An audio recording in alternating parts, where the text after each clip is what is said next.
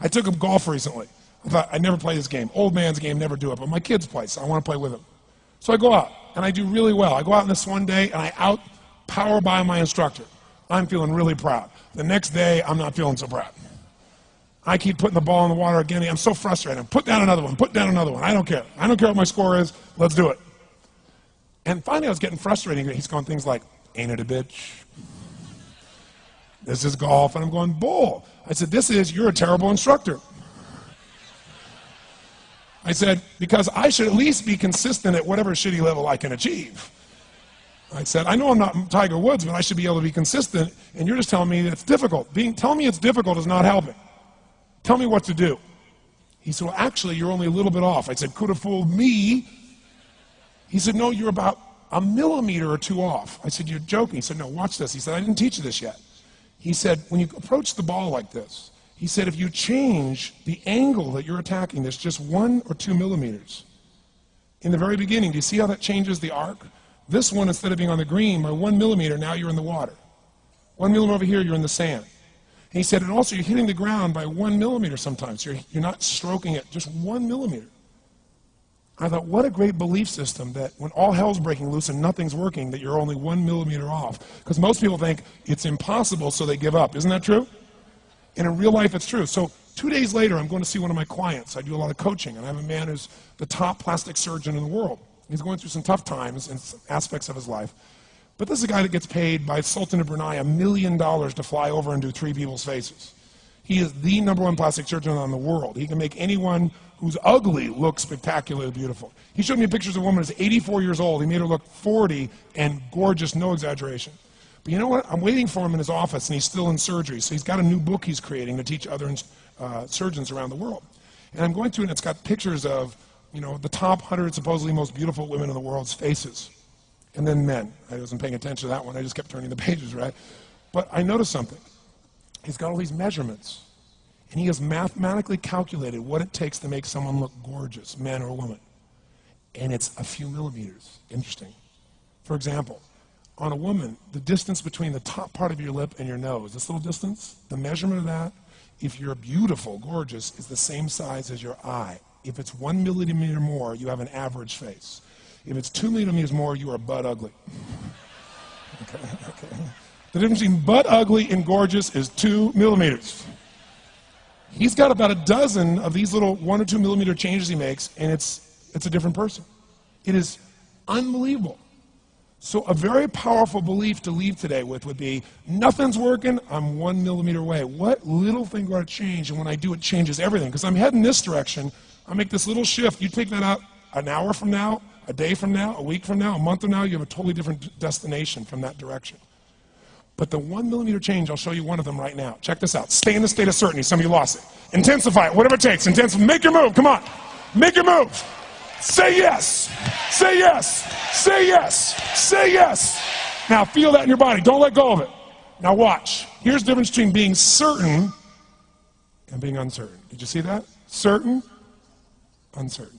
See if you can find that little spot between the two, where you drop just a little bit of your chest, and you feel it drop, and come back up, and drop it. How many can feel that difference between where you really feel it, now intensify it, and where you dropped it? Is it a tiny difference, yes or no? Yes or no? Now, could you condition yourself to feel great in this state? Yes or no? So what I want you to do is give yourself that opportunity. So the way we're going to do is very simple. We're going to go in a peak state. And then we're going to train ourselves. Because guess what? If you're in this state of certainty, and all hell's breaking loose in your life, people can't figure out to go, move, I'll handle it. People go, he's so lucky, he's so confident. No. Here's what I've created for my life, and anyone I know succeeded.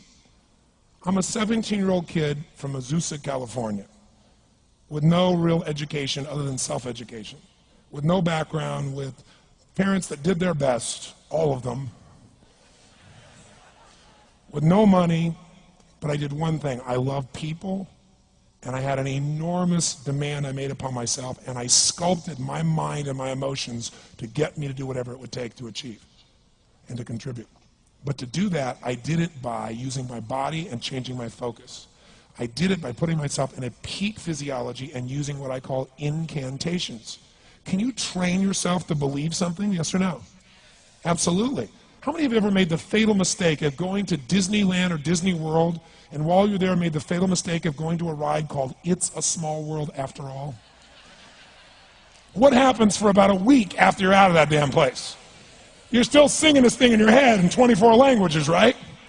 Well, let me tell you something. How many of you have things when you want to go achieve them and this part of your voice goes, oh, it's not going to happen, or forget it? How many got a voice that sometimes interrupts that good pattern? Say I. And what you want to do is train a new one.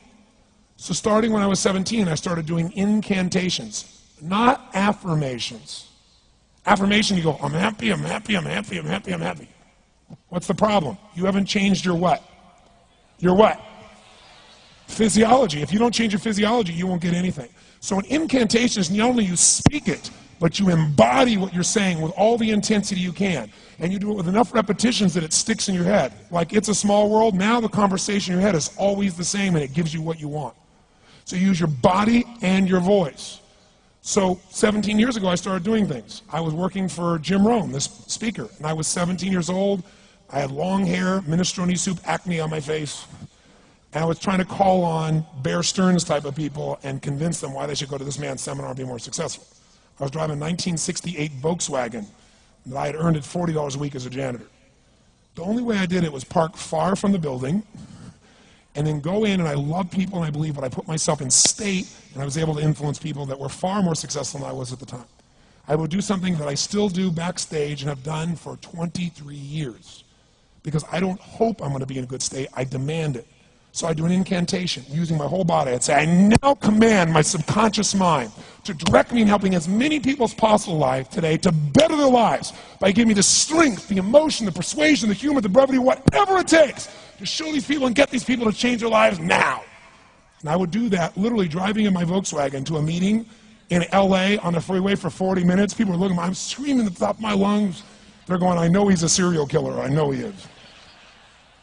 But by the time I entered that room, when two people meet, if there's rapport, the person who's most certain will always influence the other person. And I was totally certain, and they were trying to get revved up to certainty. Do you agree with this? Yes or no? I do another one because I was poor. I changed my mindset. I kept doing things, but I never got beyond it. I'd say God's wealth is circulating in my life. His wealth flows to me in avalanches of abundance. All my needs, desires, and goals are met instantaneously by infinite intelligence, for I'm one with God and God is everything. And I would imagine the abundance in my life, and I would feel so grateful. And a year later, I went from making $38,000 a year to making $1 million a year in 1 year. Because successful people do what failures won't. You follow me on this? You know?